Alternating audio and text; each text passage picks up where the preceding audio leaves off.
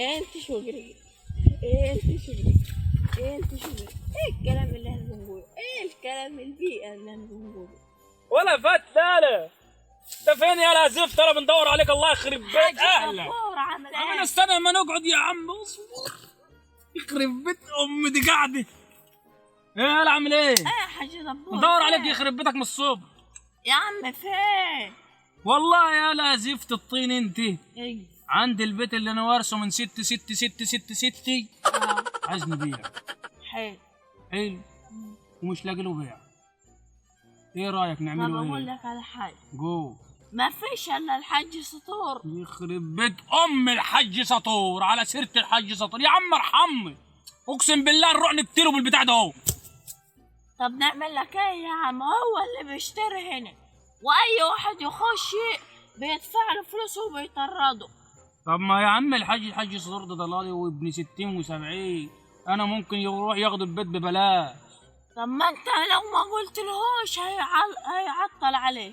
يعطل علي؟ اه يعني انت شايف كده؟ من الاخر لان ده اللي داير في البلد.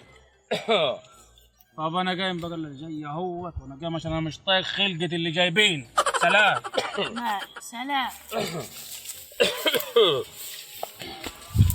ايه يا ابني هو زفت الطين ده دبور كان جاي في ايه ومشى في ايه؟ العيال نبعتوهم حتى ما بيشتغلوش بضمير وزهقت منهم. ها؟ هي جات الملائكه ذهبت الشياطين. انا زهقت من الواد ده اهو.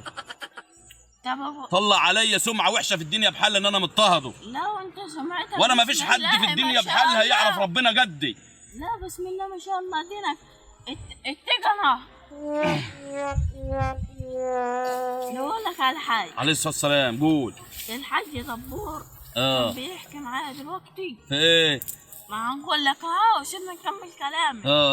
تمام. اي ان هو عايز يبيع البيت اللي هو ورثه من 600 سنه. مش البيت اللي مرمى على جنب فخر العزبه دي؟ ايوه اللي مرمى كده. هو ماله عمال كل شويه يبيع حته من عنده فاضل شويه يبيع شعر صدره يقلعوا كده يشدوا الشدادات. يا عم احنا بقى فكك. ماشي ادينا بنسترزق. وانت قلت له ايه؟ فانا قلت له ايه؟ ان الحاج سطور ممكن يعطل عليه. لو هو ايه؟ انت ما كلمتوش كده في الاول. تمام. فهو يعني ايه؟ قال لي ماشي شوفه. بس قال لك شوفوا كده برضي نفسي اصل يعني نفسه راضيه اصل انا من خوف ربنا. والله ما انا عارف بس هو مزكتنا بس يعني ماشي عشان كده سبك وماشي يعني عشان ايه نتفاوضوا مع بعض. طيب وايه النظام معاه؟ ما احنا بقى ماشي. هو عايز الارض ايه نظامها؟ يعني هيبيع بسعر عالي ولا ايه نظامه؟ هو بيقول عايز يبيع بسعر عالي. لا سعر عالي ده بقى عندها هناك مش عندها. اسمع. البيت ده هوت انا هنشتريه بنص الثمن. ده عشان خاطر ست امه من زمان. انت فاهم الكلام؟ تبقى قريبة امي من فوق. خلاص؟ فانا عشان هنتجي في ربنا برضه. ماشي. ان عدل ماشي. ما انعدلش هتعمل ايه؟ نعمل ايه؟ صلي على النبي عليه افضل الصلاه عليه الصلاه والسلام. صلاه النبي حاضره بينا. اول حاجه هتعمل لو ما انعدلش وتجيبها له بالطريقه كده توصلها له. واكيد انت قلتها له من ورايا ما انا عارف لسانك وسخ وبتشكر فيا من زمان. هتبدا تقول له ايه؟ هتطلع في العزبه. تلف العزبه بحل.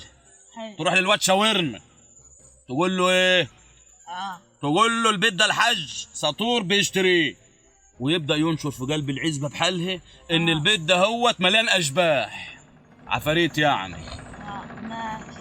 عفاريت. خلاص ماشي. والعفاريت سكنوه. يبقى اللي هيسمع بالكلام ما عادش ايه؟ هيخش يشتريه. خلاص بحق الله. يبقى ما عادش حد يخش يشتريه. والبيت ده اهو هتقول ان الحنفات بتفتح لوحدها والاتنين لو متجوزين دخلوا اجروه. اصل كان مأجره يا جماعه. لو اتنين دخلوا يسكنوهم مأجرينه انت فاهم الكلام بيتطلقوا. وفي واحد بره ساكن وطالع اعمى وبنسمعه فيه تخبيط ورقص وسقف بالليل. خلاص. والسقف كده بيوجع على الناس اللي ساكنين والجدران بتخش على بعضها والبيبان بتخبط بالليل وقصص. فاهم انت الكلام؟ يبقى ما عادش حد داخل يشتريه. مفيش بيت يتباع في المنطقه وانا موجود. انا هنا مالك العقارات. واصل معاك الكلام؟ غير كده اصلا الارض ديت بتعمل زلازل. قول لهم كده. كان في اوضه كده على جنب، انت الارض بلعتها، يبقى ما عادش حد خالص هيشتري منه.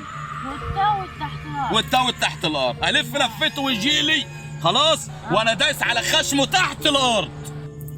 خلاص وربنا يقوينا على الشر.